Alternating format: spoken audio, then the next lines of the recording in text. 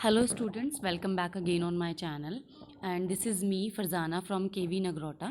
So students, मैंने ये चीज़ notice की कि कुछ बच्चों को पर्टिकुलर कॉन्सेप्ट को समझने में इंग्लिश में दिक्कत होती है। सो उन्हीं के लिए ये मैंने हिंदी में भी इनिशिएटिव लिया है कि उनको समझने में दिक्कत ना हो। आज का जो हमारा टॉपिक है, हम लोग क्लास 8 की सिविक्स से स्टार्ट कर रहे हैं, एंड बाकी भी मैं topics and subjects and class को कवर कर दूंगी धीरे धीरे। और स्टार्टअप हमने क्लास 8 की पॉलिटिकल साइंस से किया है। आज का जो हमारा टॉपिक है वो है धर्मनिरपेक्षता।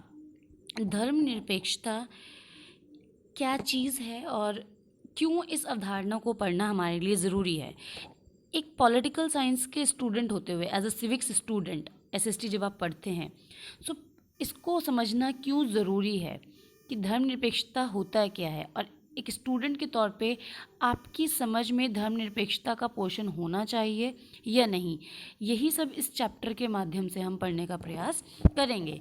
आप एक चीज़ ये मुझे बताइए कि अगर आपके संग कोई धर्म के आधार पे कोई भेदभाव करे, या आपको ये पर्टिकुलर रिलीजन के बेस पे आपको ये कहे कि नहीं, आप तो इस रिलीजन से बिलोंग करते हैं, आप इस धर्म से हैं, या आपके संग बहुत गलत बिहेव करे, आपको देख के अजीब रिएक्ट करे, आपके संग अमानवीय व्यवहार करे, तो आपको कैसा लगेगा?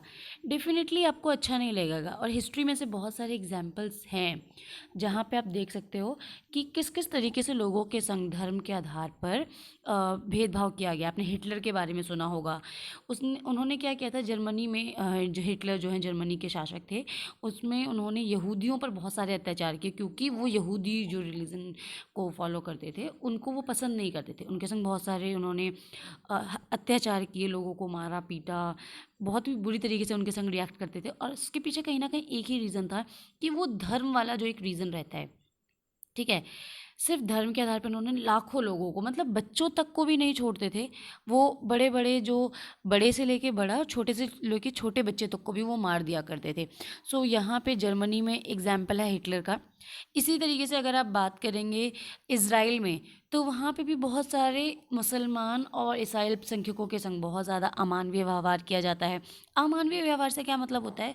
जिनके संग बहुत ही इंसानों के साथ जो व्यवहार ना किया जाए, ये यानी कि जो बिहेवियर जानवरों के साथ किया जाता है, ऐसा व्यवहार किया जाए। इसके साथ ही अगर आप एग्जाम्पल लेंगे सऊदी अरब का, तो सऊदी अरब में भी आप देख सकते हैं कि वहाँ पे जो नॉन मुस्लिम है, गैर मुस्लिम लोग हैं, उनको अलाउड नहीं है। क्या अलाउड नहीं है? कि वो लोग अपनी कोई पूजा पाठ वहाँ पे कर सकें।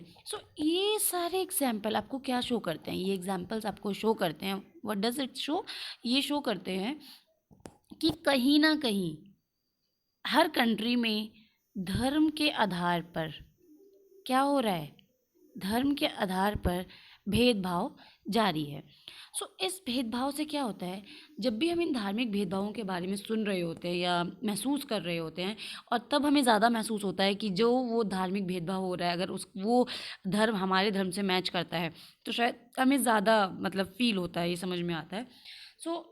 क्या होता है कि ऐसे भेदभाव तब और भी ज़्यादा बढ़ जाते हैं अगर वहाँ की, उस एरिया की, उस इलाके की अगर सरकार या जो वहाँ पे सत्ता है या राज्य है, अगर वो भी उनको सपोर्ट करने लगे, अगर किसी स्थान का जो राज्य है वो भी धर्म को ज़्यादा ही वैल्यू दे, और वहाँ के उस धर्म के लोग बाकी धर्म के लोगों को भेदभाव करें, तो इस तरीके की घटनाएं भेदभाव को और ज़्यादा बढ़ावा देती हैं। क्योंकि आज के टाइम पे सिंपल सी बात है, कोई भी व्यक्ति धर्म के आधार पे क्या किसी भी आधार पे भेदभाव नहीं झेलना चाहता है।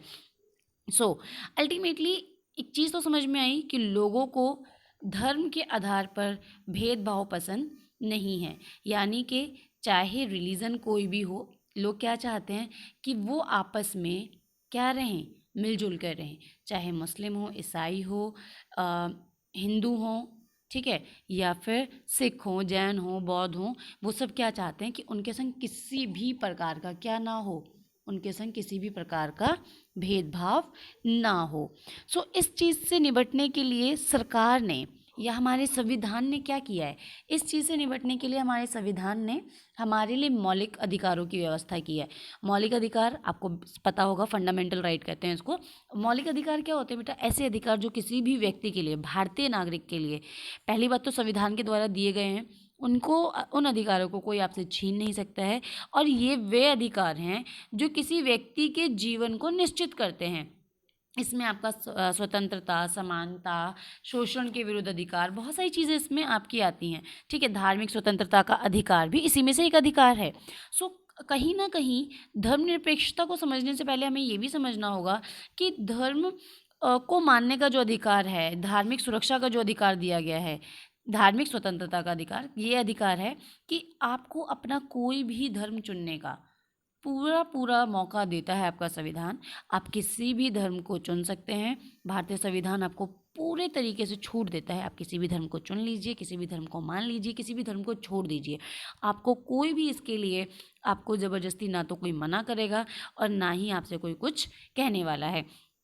ठीक है, सो ताकि राज्य में समानता बनी रहे, किसी प्रकार का कोई भेदभाव वाला कोई प्रॉब्लम ना सामने आए, इसी चीज़ के चलते क्या है कि ये कोशिश की गई है कि जो राज्य है, यानी कि जो आपका राज्य है, उसको किससे दूर रखा जाए, इसको धर्म से दूर रखा जाए। अब इसको धर्म से दूर रखने से क्या होगा, इसको धर्म से दूर क्यों रखा गया है, वही हम नेक्स्ट टॉपिक में पढ़ेंगे कि क्यों इसको धर्म से दूर रखा गया है। लेकिन उससे पहले आपको ये समझना होगा कि धर्म को राज्य से अलग रखने की जो अवधारणा है, धर्म को राज्य से, राज्य किसका प्रतीक है, राज्य राजनीति का प्रतीक है, सरकार का प्रतीक है।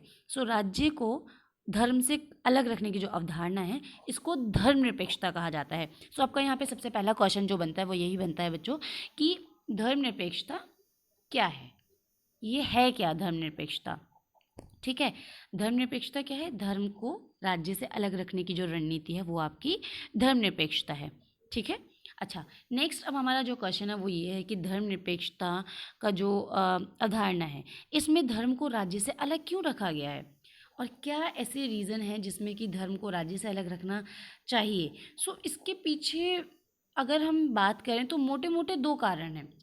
दो कारण में से क्या है, पहला कारण आप ध्यान से देखें कि पहला कारण ये हो सकता है कि अगर जो राज्य है अगर धर्म से अलग नहीं होगा, ठीक है, हम एक राज्य के तौर पर ही देखते हैं, मान लेते हैं ये कोई एक राज्य है। अब इस राज्य में विभिन्न प्रकार के लोग हो सकते हैं, विभिन्न धर्म के लोग हो सकते हैं। सिंपल सी बात है कि किसी भी एरिया में, किसी भी इलाके में कोई एक धर्म कम्युनिटी या लोग, किसी एक विशेष धर्म वाले लोग ज़्यादा होते हैं। मान लेते हैं इसमें कोई धर्म क है और ये कोई दूसरा धर्म ख है।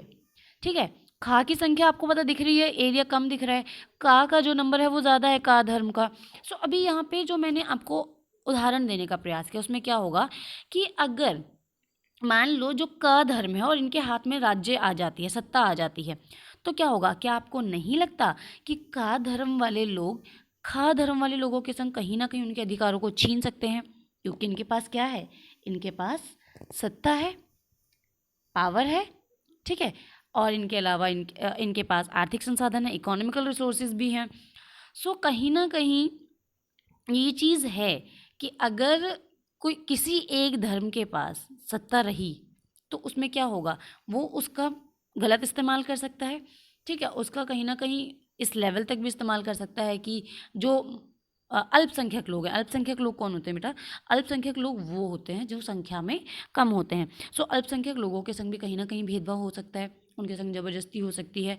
और कई बार ऐसा होता भी है, अभी हाल फिलहाल में दिल्ली में जो घटनाएं हुई हैं उसमें यही हुआ है, धर्म के आधार पर जो दंगे हुए, सो इसमें लोगों की जानें भी जा सकती हैं। तो बहुत सारी चीज़ें इसमें हो सकती हैं, धर्म के आधार पर किसी प्रकार का भेदभाव या लड़ाई झगड़ा ना हो, इसीलिए क्या किया जाता है कि धर्म को सत्ता से अलग रख दिया है, ताकि अगर कोई सत्ता में है भी तो वो एक धार्मिक रूप से सत्ता को ना चलाए, वो एक राजनीतिक रूप से ही सत्ता को चलाए। इसीलिए धर्म को अलग किया गया है, किससे, धर्म को राज्य से अलग रखना ज़रूरी माना गया है। और अगर दूसरे कारण की अब बात करें, दूसरा कारण आपका जो है वो यहाँ मेंशन है इस वाले पैराग्राफ में। हाँ, सो इसमें यही है कि हर व्यक्ति को अगर राज्य अपने हिसाब से, मान लेते हैं राज्य को धर्म से अलग नहीं रखेंगे तो राज्य क्या करेगा, मान लेते हैं ये आपका राज्य है, ठीक है, ये राज्य है, पावर ग्रुप कुछ भी, सो ये राज्य क्या करेगा, धर्म को अपने हिसाब से डिफाइन करने की कोशिश करेगा। ठीक है, लेकिन अगर राज्य को धर्म से अलग कर देंगे, और वैसे भी देखिए हर व्यक्ति को धर्म को अपने हिसाब से परिभाषित करने का अधिकार है, है ना। धर्म को वो अपने हिसाब से समझ सकता है या बोल सकता है, अपना सकता है, छोड़ सकता है। लेकिन अगर धर्म राज्य के संग जुड़ जाएगा, अगर धर्म प्लस राज्य हो गया तो क्या होगा। मान लो वही बात आती है, अगर का राज्य सत्ता में है, का धर्म वाले लोग सत्ता में हैं, तो आपको लगता है कि वो किसी को अपना धर्म छोड़ने देंगे या उसको बदलने की प्रयास करने देंगे, या वो किसी एक अवधारणा को अगर बदलना चाहेगा तो नहीं, डेफिनेटली नहीं। क्यों? क्योंकि जहाँ पे सत्ता है, और सत्ता भी धार्मिक सत्ता के रूप में अगर आ जाएगी, तो क्या होगा, वहाँ पे भेदभाव, लड़ाई झगड़ा, मारपीट, जोर ज़बरदस्ती, अमानवीय व्यवहार, बहुत कुछ हो सकता है। जैसा कि आप हिटलर के केस में देख सकते हैं। हिटलर के केस में यही हुआ। हिटलर खुद जो था वो जर्मनी से था और यहूदी लोगों से, यहूदी धर्म के लोगों से वो बहुत ज़्यादा चिढ़ता था। इसीलिए उन्होंने सत्ता का गलत प्रयोग करके लोगों को बहुत बुरी तरीके से मारा, पीटा, मतलब बच्चों तक को वो नहीं छोड़ते थे। इस हिसाब से चीज़ें हो रही थी। ठीक है। अब नेक्स्ट जो है कि भारतीय धर्मनिरपेक्षता क्या है। अगला हमारा टॉपिक है भारतीय धर्मनिरपेक्षता क्या है। पहली बात तो हमेशा एक चीज़ ध्यान रखें, हमारे भारतीय संविधान में स्पेशली बिल्कुल क्लियर बताया गया है कि भारतीय राज्य क्या होगा, धर्मनिरपेक्ष रहेगा। भारतीय राज्य में किसी भी प्रकार का जो धर्म है, ना तो राज्य उसको बढ़ावा देगा और ना ही बाकी लोगों को दबाएगा। ठीक है। अब लेकिन इसका मतलब ये नहीं है कि राज्य को कुछ अता पता ही नहीं है कि धर्म धर्म के नाम पे क्या क्या हो रहा है। राज्य का काम है कि वो ये ध्यान रखे कि धर्म के नाम पे कहीं लोग आपस में लड़ाई झगड़ा ना करें। राज्य किन किन चीज़ों के बारे में ध्यान रख सकता है, वो 3 बातें यहाँ इन्होंने बताई हैं कि एक धर्मनिरपेक्ष राज्य के क्या क्या ड्यूटीज़ बनती हैं। नंबर 1 उनकी ड्यूटी बनती है कि कोई भी एक धार्मिक समुदाय, मान लो ये एक है समुदाय, ये किसी दूसरे समुदाय को ना दबाए या आपस में एक दूसरे को ना परेशान करें। अच्छा, कई बार ऐसा भी होता है, ज़रूरी नहीं है कि ये एक मतलब एक समुदाय दूसरे को दबाए, ऐसा ज़रूरी नहीं है। क्या होता है, कई बार ये भी होता है कि एक ही समुदाय में, कई बार कई बार ये भी होता है कि एक ही समुदाय में लोग आपस में ही एक दूसरे को, एक ही धर्म के लोग आपस में एक दूसरे को दबाने लगते हैं, एक दूसरे को वो करने लगते हैं, परेशान करने लगते हैं। ठीक है।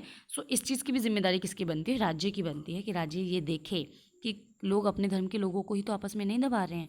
या फिर तीसरी ड्यूटी जो बनती है इसकी, जो मेन है, वो ये है कि राज्य ना तो किसी खास धर्म को थोपेगा और ना ही लोगों को बोलेगा कि आप अपनी ये जो स्वतंत्रता है छीनो। मतलब राज्य किसी को ये नहीं कह सकता ये धर्म मानना ही पड़ेगा, नहीं आपको मानना ही पड़ेगा, अदरवाइज नहीं माना तो आपको ये करना पड़ेगा, ऐसा। क्योंकि भारतीय देश पूर्णतः धर्मनिरपेक्ष देश है।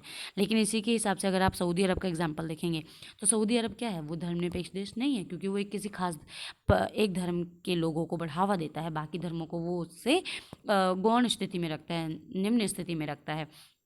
ठीक है। इस तरीके से जो ये दबदबा है, इस तरीके के दबदबे को रोकने के लिए भारतीय राज्य कई तरीके से काम कर सकता है। तो इसमें बेसिकली मेंशन किया है कौन से 3 तरीके हैं जिस तरीके से भारतीय जो है राज्य किस तरीके से, भारतीय राज्य किस तरीके से एक सकारात्मक भूमिका निभा सकता है। पहला तरीका क्या है, ये आप मेरे को मैं बता देती हूँ, वेट। हाँ, पहला तरीका यहाँ मेंशन है, वेट। पहला तरीका ये है कि वह खुद तो धर्म से दूर रखता है। ठीक है। और भारतीय राज्य की बागडोर न तो किसी एक धार्मिक समुदाय के हाथों में है, ना ही राज्य किसी एक धर्म को समर्थन देगा। इसका मतलब वो एक दूरी बनाकर रखेगा। क्या बना के रखेगा, दूरी बनाकर रखेगा। ना ही वो उसको सपोर्ट करेगा और ना ही वो उसको क्रिटिसाइज करेगा, ना ही उसकी आलोचना करेगा, ना समर्थन ना आलोचना। ठीक है।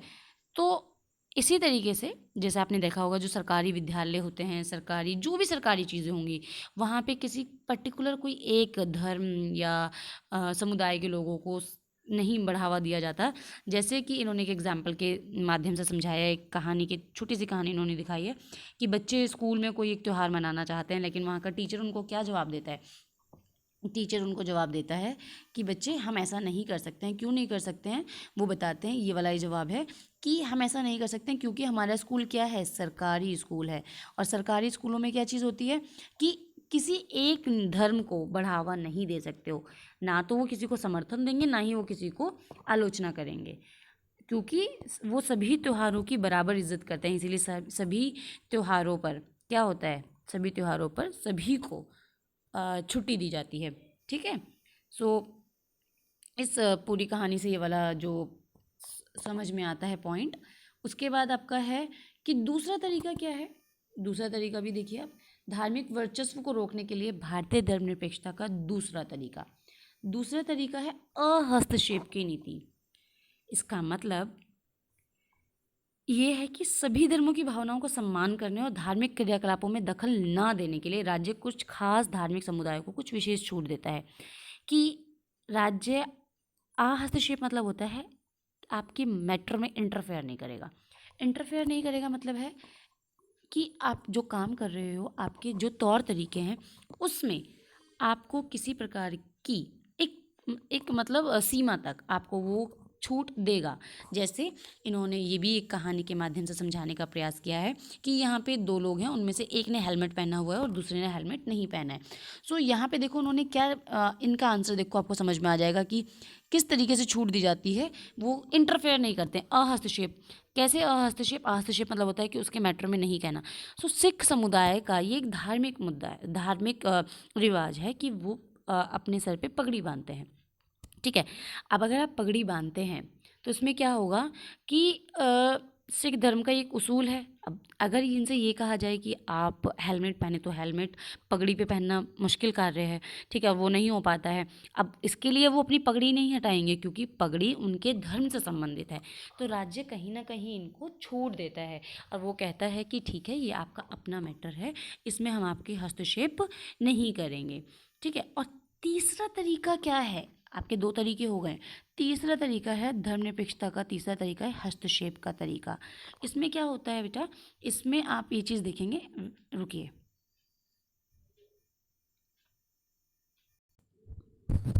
जी। सो तीसरा जो तरीका है बेटा वो ये तरीका है कि हस्तक्षेप की नीति। हस्तक्षेप की नीति से भी क्या अभिप्राय? अभी हमने ऊपर पढ़ा अहस्तक्षेप की नीति और यहाँ पे बात हो रही है हस्तक्षेप की नीति। हस्तक्षेप की नीति से यानी कि अब जो आपका राज्य है वो इंटरफेयर कर सकता है, मतलब एक पर्टिकुलर जो समुदाय है उसमें वो क्या कर सकता है? इंटरफेयर कर सकता है।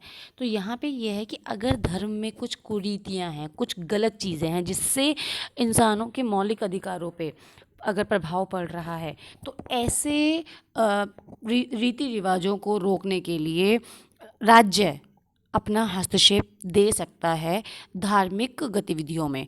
ठीक है। जिसका एग्जाम्पल हम पहले पढ़ चुके हैं कि छुआछूत जो है ये हिंदू जाति में एक पहले एक तरीके से प्रथा थी कि मतलब ऊंची जाति निचली जाति, लेकिन इससे कहीं ना कहीं इंसान मानवीय गरिमा को चोट पहुंचती थी। तो इसी के चलते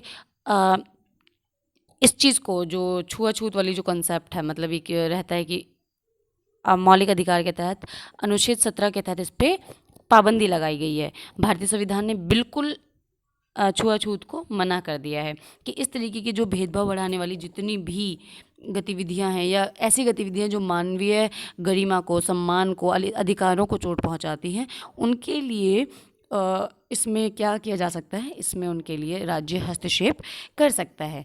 अब यहाँ पे एक और सवाल उठता है, वो सवाल ये है यहाँ पे कि भारतीय धर्मनिरपेक्षता क्या और देशों की धर्मनिरपेक्षता से मैच करती है? ठीक है। और अगर नहीं करती है तो किस तरीके से अलग है? सो यहाँ पे जो एग्जाम्पल दिया गया है वो दिया गया है अमेरिका का। ठीक है। अमेरिका और भारत की धर्मनिरपेक्षता में क्या अंतर है? अमेरिका की धर्मनिरपेक्षता में और हमारे भारत की धर्मनिरपेक्षता में क्या अंतर है? सो यहाँ पे मैं आपको एक पहले ही बताऊँ, भारत की धर्मनिरपेक्षता और अमेरिका की धर्मनिरपेक्षता में एक बहुत मोटा अंतर यही है कि हमारे यहाँ राज्य और धर्म अलग हैं भी और नहीं भी। देखो, एक तरफ आपको कहता है कि वो हस्तक्षेप नहीं करेगा और दूसरी तरफ वो कहता है कि हस्तक्षेप करेगा। इसका मतलब हमारी धर्मनिरपेक्षता की अवधारणा में राज्य धर्म में हस्तक्षेप कर सकता है ज़रूरत पड़ने पर, लेकिन क्या अमेरिकी धर्मनिरपेक्षता में ऐसा है? सो वही हम समझेंगे यहाँ पे। और आप ये जब इसको पढ़ेंगे, इस पाठ को पढ़ेंगे, तो आप ये पाएंगे कि अमेरिकी जो अवधारणा है वो विधायिका ना तो किसी धर्म को राजकीय धर्म घोषित कर सकती है, ना ही विधायिका किसी एक धर्म को ज़्यादा प्राथमिकता दे सकती है। इसका मतलब कि राज्य में और धर्म में जो यहाँ का राज्य है और धर्म है, उसमें पूर्णता क्या है, पृथक्करण है। पृथक्करण मतलब क्या होता है, अंतर है। राज्य धर्म के मामले में बिल्कुल नहीं बोलेगा, चाहे कुछ भी हो, और इसी प्रकार से धर्म राज्य के मामले में किसी प्रकार की दखल नहीं दे सकता है। सो यहाँ पे इन्होंने इस चीज़ को फिर दोबारा से समझाया भी है कि आपको शायद समझ में आया होगा कि क्या अंतर है। वही है कि धर्मनिरपेक्षता में धर्म और राज्य के बीच स्पष्ट अलगाव के विपरीत भारत वाली धर्मनिरपेक्षता में क्या है कि कहीं ना कहीं हमें किस चीज़ की छूट दी गई है, हस्तक्षेप की छूट दी गई है। ठीक है।